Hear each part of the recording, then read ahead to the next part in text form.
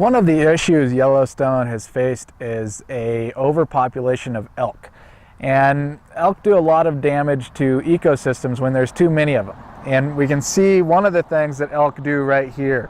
And so this is an elk rub. And you can tell, it's not a bare claw mark, because instead of coming down like this, you can see it's going up. And you can see where the elk's antlers have dug into the tree here and started to pull away.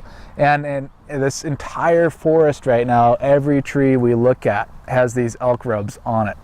They're also obviously eating as they're wandering through the forest. And so as we've had an overpopulation of elk in the forest, we've seen a lot of the understory removed by overbrowsing by those elk.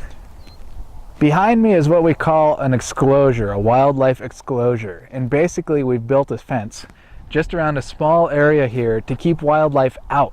And so we're out in the Lamar Valley, and this is an area where there's a lot of elk and a lot of other ungulates that would feed on plants, on new growth. And so you can see what happens when you keep those ungulates from entering an area. Outside here, and we've got elk poop all over the place. We know a lot of elk are roaming around in this valley, but look, you see aspen in there. You don't see aspen anywhere else in this valley. And so if we didn't have as many elk as we have here, we'd have a lot more of this aspen growth. That aspen's important for a lot of other species. There's also other things like willow that moose require. And so it's one of the ways we study what would happen if the system were more in balance, there were fewer elk, and a little bit more of what's supposed to be here. And so just neat to see what can happen when you keep them out of an area for a while.